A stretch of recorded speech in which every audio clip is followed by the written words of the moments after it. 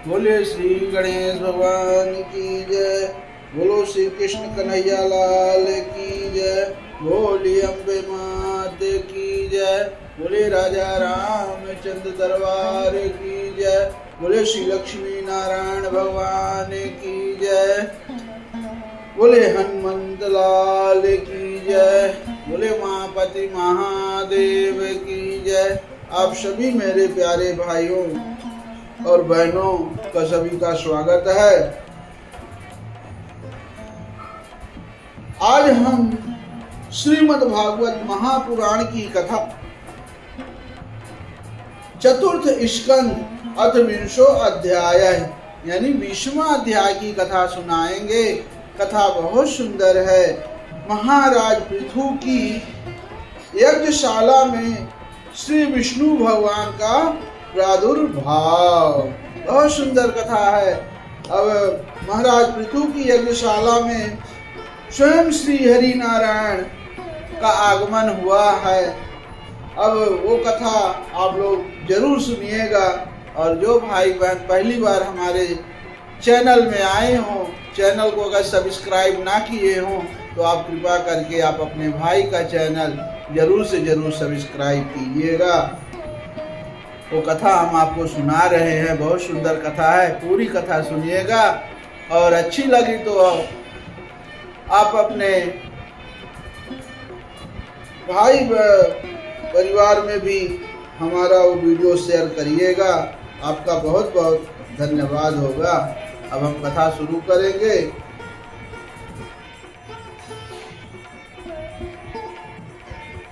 श्री मैत्रेय जी कहते हैं कि विदुर जी महाराज पृथु के 99 यज्ञों से यज्ञ भोक्ता यज्ञेश्वर भगवान विष्णु को भी बड़ा संतोष हुआ।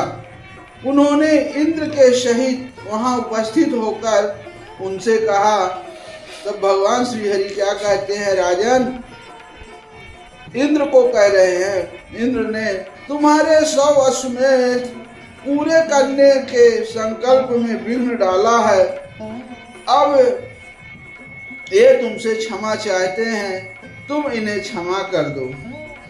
नरदेव, जो श्रेष्ठ मानव साधु और सद्बुद्धि संपन्न होते हैं वे दूसरे जीवों से द्रोह नहीं करते, क्योंकि यह शरीर ही आत्मा नहीं है। यदि तुम जैसे लोग भी मेरी माया से मोहित हो जाए तो समझना चाहिए कि बहुत दिनों तक की हुई ज्ञानी जनों की सेवा से केवल श्रम ही हाथ लगता है। बहुत सही बात है। अब ज्ञानवान पुरुष इस शरीर को अविद्या, वासना और कर्मों का ही पुतला समझकर इसमें आसक्त नहीं होता।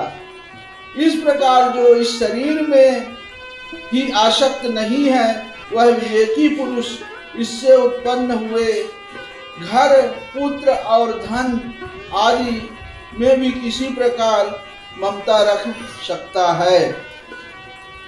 यह आत्मा एक शुद्ध स्वयं प्रकाश, निर्गुण, गुणों का आश्रय स्थान, सर्वव्यापक, आवरण शून्य, सबका साक्षी एवं अन्य आत्मा से रहित है, अतः शरीर से भिन्न है।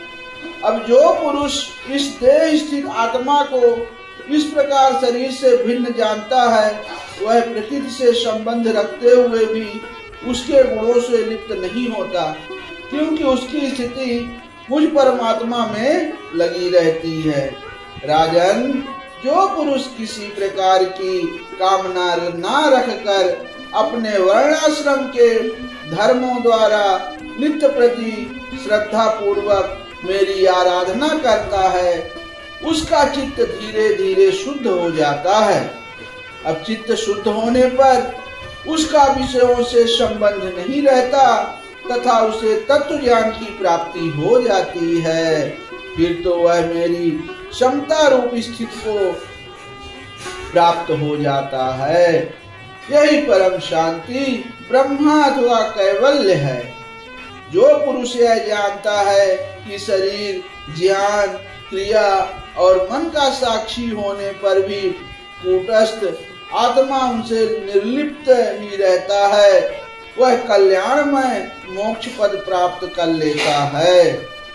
राजन, गुण प्रवाह रूप आवागमन तो भूत, इंद्रिय, इंद्रियाभिमानी देवता और चिदाभास, इन सब की समष्टि रूप परिच्छिन्न लिंग शरीर का ही हुआ करता है। इसका सर्वसाक्षी आत्मा से कोई संबंध नहीं है। मुझ में दृढ़ अनुराग रखने वाले बुद्धिमान पुरुष संपत्ति और विपत्ति प्राप्त होने पर कभी हर्ष शोकाद विकारों के वशीभूत नहीं होते। अब इसलिए वीरवर, तुम उत्तम, मध्यम और अधम पुरुषों से समान भाव रखकर सुख दुख को भी एक साथ समझो तथा मन और इंद्रियों को जीतकर मेरे ही द्वारा जुटाए हुए मंत्री आदि समस्त राजकीय पुरुषों की सहायता से संपूर्ण लोकों की रक्षा करो। राजा का कल्याण प्रजा पालन में ही है, इससे उसे परलोक में प्रजा के पुण्य का छठा भाग मिलता है। इसके विपरीत जो राजा प्रजा की रक्षा तो नहीं करता किंतु उससे कर वसूल करता जाता है, उसका सारा पुण्य तो प्रजा छीन लेती है और बदले में उसे प्रजा के पाप का भागी होना पड़ता है। ऐसा विचार कर यदि तुम श्रेष्ठ ब्राह्मणों की सम्मति और पूर्व परंपरा से प्राप्त हुए धर्म को ही मुख्यतः अपना लो और कहीं भी आसक्त ना होकर इस पृथ्वी का न्याय पूर्वक पालन करते रहो, तो सब लोग तुमसे प्रेम करेंगे और कुछ ही दिनों में तुम घर बैठे ही संकाल सिद्धों के दर्शन होंगे। बहुत सुंदर बात। अब राजन, तुम्हारे गुणों ने और स्वभाव ने मुझको बस में कर लिया है, अतः तुम्हें जो इच्छा हो मुझसे वर मांग लो। उन क्षमा आदि गुणों से रहित यज्ञ, तप अथवा योग के द्वारा मुझको पाना सरल नहीं है। मैं तो उन्हीं के हृदय में रहता हूँ जिनके चित्त में क्षमता रहती है।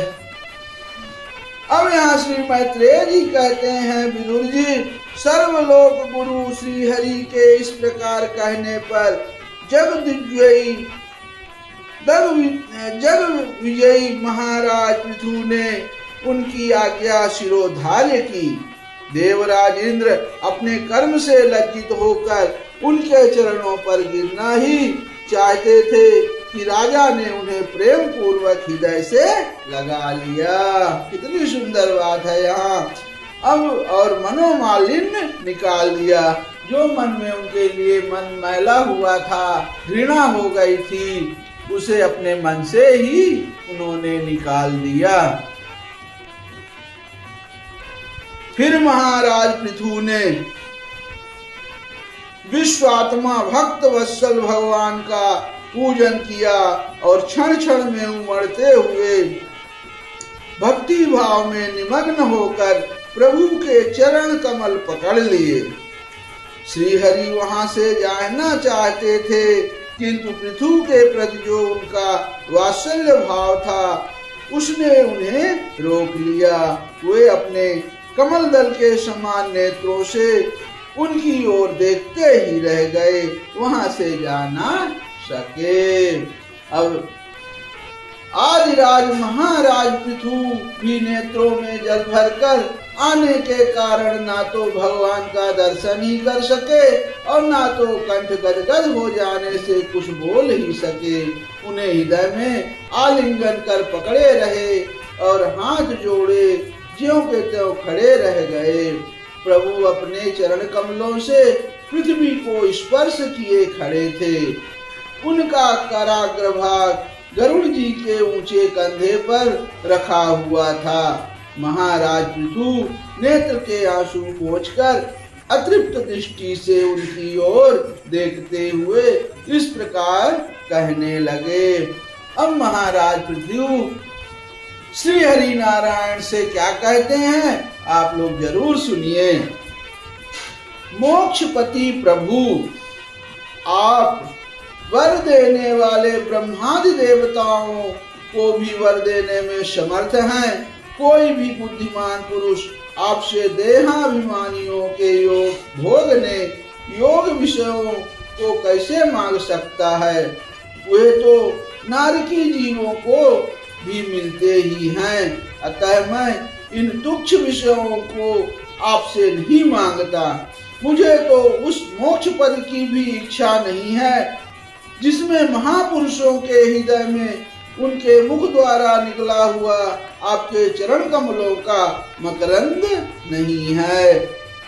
जहाँ आपकी कीर्ति कथा सुनने का सुख नहीं मिलता, इसीलिए मेरी तो यही प्रार्थना है कि आप मुझे 10,000 कान दे दीजिए जिनसे मैं आपके लीला गुणों को सुनता ही रहूं। पुण्य कीर्ति प्रभु, आपके चरण कमल मकरंद रूपी अमृत कणों को लेकर महापुरुषों के मुख से जो वायु निकलती है उसी में इतनी शक्ति होती है कि वह तत्व को भूले हुए हम योगियों को पुनः तत्व ज्ञान करा देती है।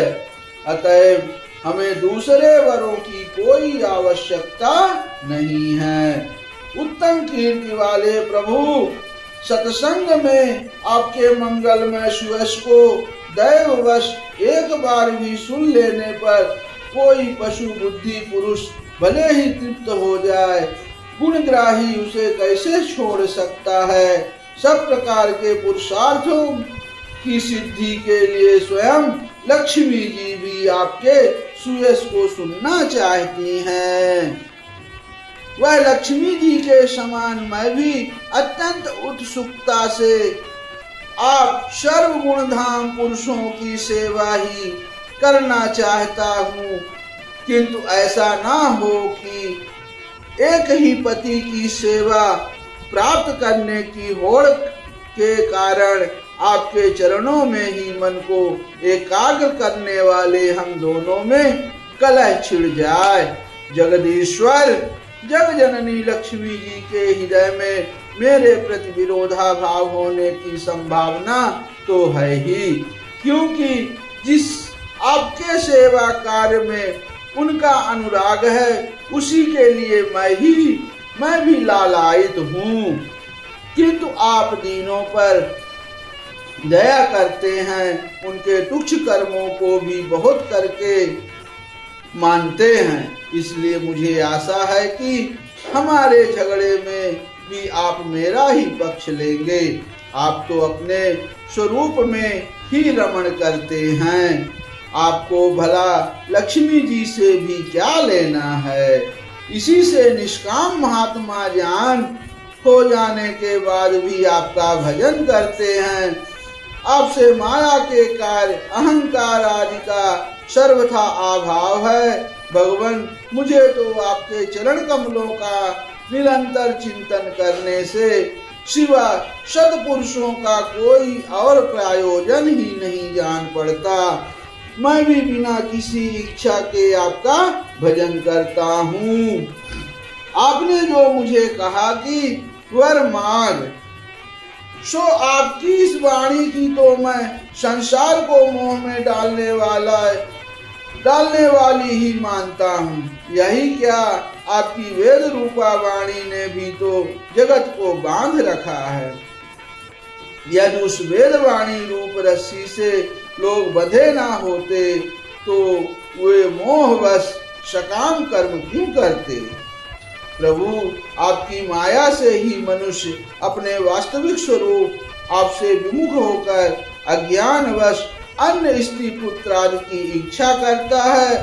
फिर भी जिस प्रकार पिता पुत्र की प्रार्थना के अपेक्षा न रखकर अपने आप ही पुत्र का कल्याण करता है, उसी प्रकार आप भी हमारी इच्छा की अपेक्षा ना करके हमारे हित के लिए स्वयं ही प्रयत्न करें। अब श्री मैत्रेय जी कहते हैं, आदिराज पृथु के इस प्रकार स्तुति करने पर सर्वसाक्षी श्री हरि ने उनसे कहा। अब क्या कहते हैं, राजन तुम्हारी मुझ में भक्ति हो, बड़े सौभाग्य की बात है कि तुम्हारा चित्त इस प्रकार मुझ में लगा हुआ है। ऐसा होने पर तो पुरुष सहज में ही मेरी उस माया को पार कर लेता है, जिसको छोड़ना या जिसके बंधन से छूटना अत्यंत कठिन है।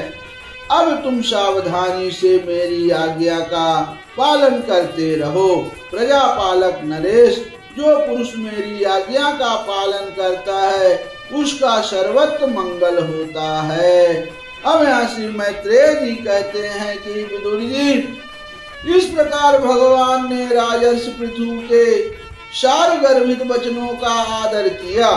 फिर पृथु ने उनकी पूजा की और प्रभु उन पर सब प्रकार की कृपा कर वहां से चलने को तैयार हुए।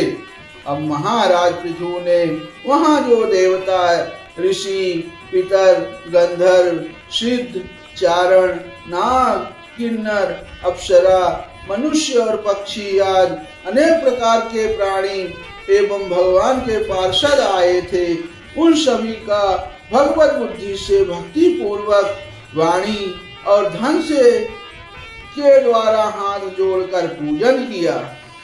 इसके बाद वे सब अपने अपने स्थानों को चले गए। भगवान अच्युत भी राजा पृथु एवं उनके पुरोहितों का चित्त चुराते हुए अपने धाम को सिधारे।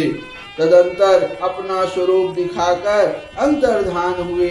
अव्यक्त स्वरूप देवाधिदेव भगवान को नमस्कार करके राजा पृथु भी अपनी राजधानी को चले आए।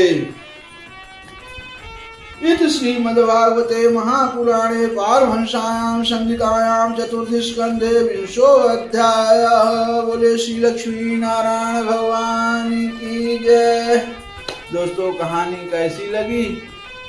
बहुत सुंदर कथा है। आप सभी को ऐसे कथा सुनने के लिए हमारे ही वीडियो में और कोई भी कथा हम शुरू से स्टार्ट करते हैं और लास्ट तक बीच में कोई जोड़ तोड़ नहीं करते, इसलिए आपको कथा पूरी सुननी चाहिए।